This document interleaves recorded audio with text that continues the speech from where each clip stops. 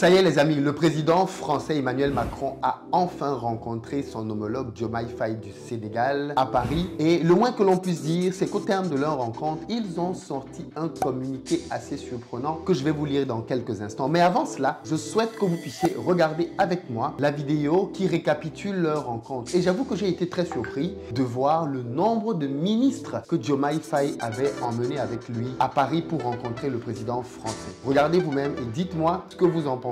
Côté jardin, mise en place pour un décor solennel annonçant l'arrivée du président de la République du Sénégal.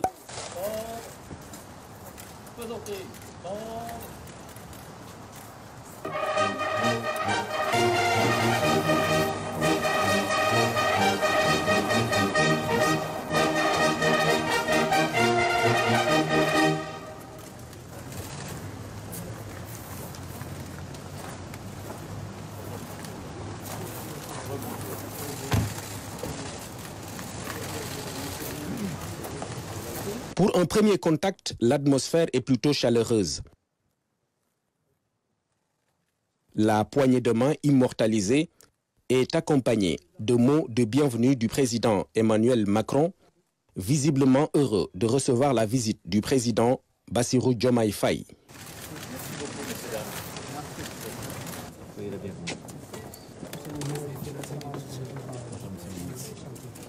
À l'Élysée, le chef de l'État est venu avec des ministres membres du gouvernement et de son cabinet.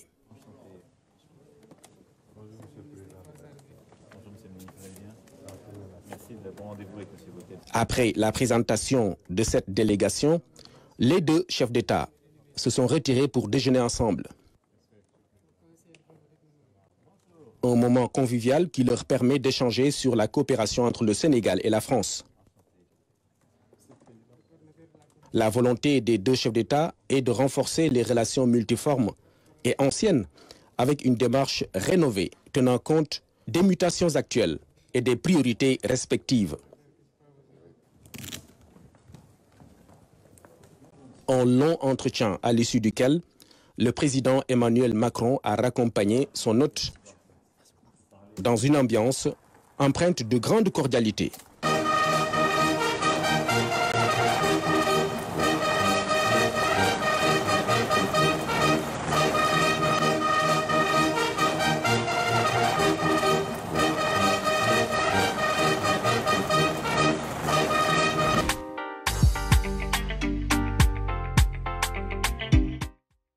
Pour ceux d'entre vous qui veulent faire du business en Afrique comme moi et développer des revenus, vous devez absolument être à Back to Africa, l'événement que j'organise à Paris les 28 et 29 septembre prochains au Palais des Congrès. Il s'agit d'un événement au cours duquel je vais vous partager tous les business que vous pouvez lancer en Afrique tout en vivant en Europe. Très bien.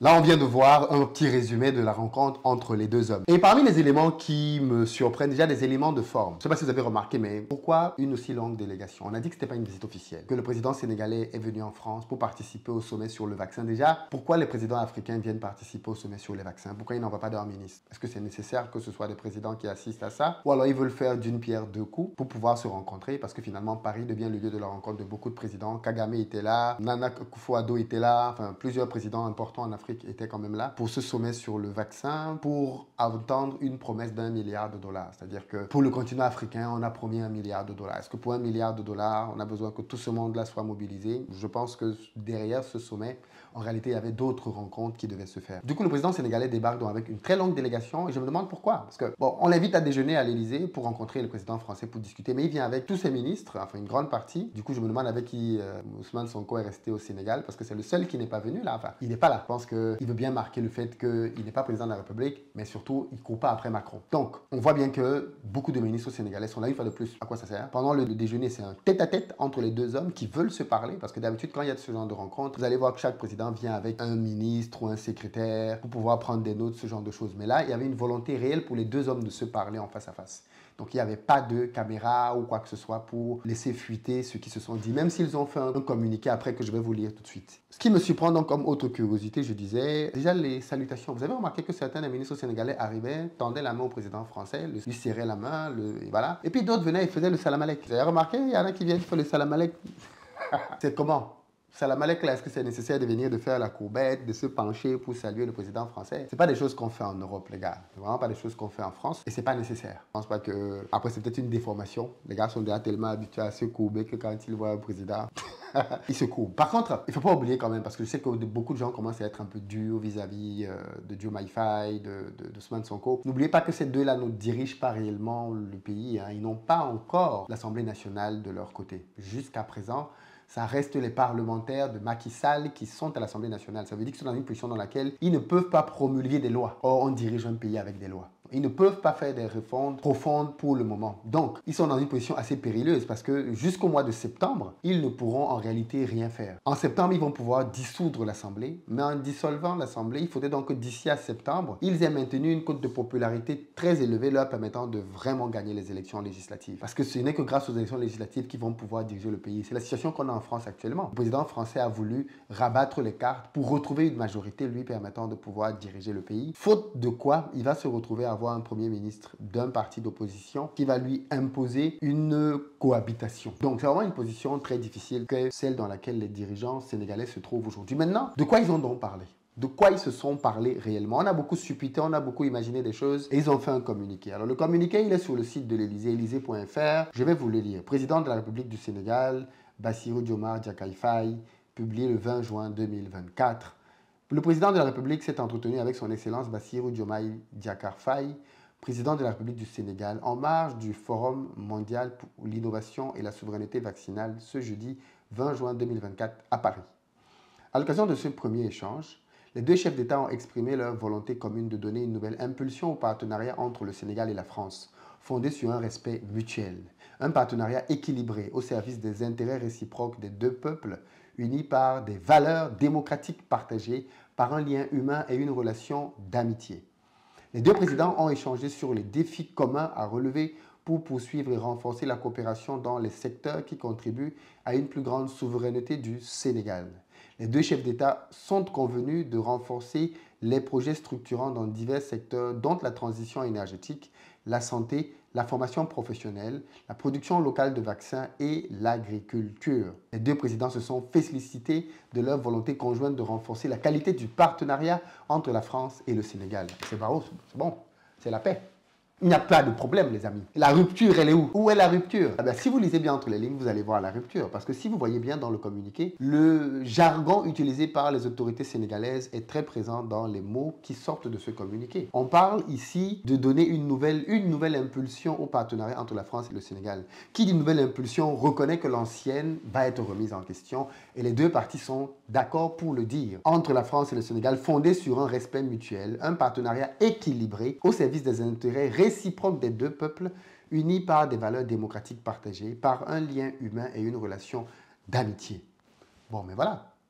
Je pense que les choses sont clairement dites, non? Ici, il va être question de refonder les choses. Dans quoi? On ne sait pas. Mais il y a un sujet quand même qui est assez surprenant depuis quelques temps maintenant au Sénégal. Et les amis sénégalais, vous allez me dire de quoi il s'agit. J'apprends que le Sénégal demande à la France, à l'Union européenne, de financer la sécurité du Sénégal dans sa frontière avec le Mali. Peut-être que ce sujet a été abordé. Il est dit que l'état-major général des forces armées sénégalaises a demandé à l'Union européenne de financer une douzaine de projets de sécurité avec des fonds européens pour contrer les attaques potentielles des groupes armés en provenance du Mali. Parmi les besoins exprimés, des drones de reconnaissance figurent en bonne place. C'est surprenant, non? Est-ce que c'est surprenant que quand on parle de souveraineté, on se retourne quand même encore vers les personnes desquelles on veut obtenir une rupture pour leur demander de l'argent pour sa sécurité, alors même qu'on est en train de dire qu'on veut dénoncer une base militaire?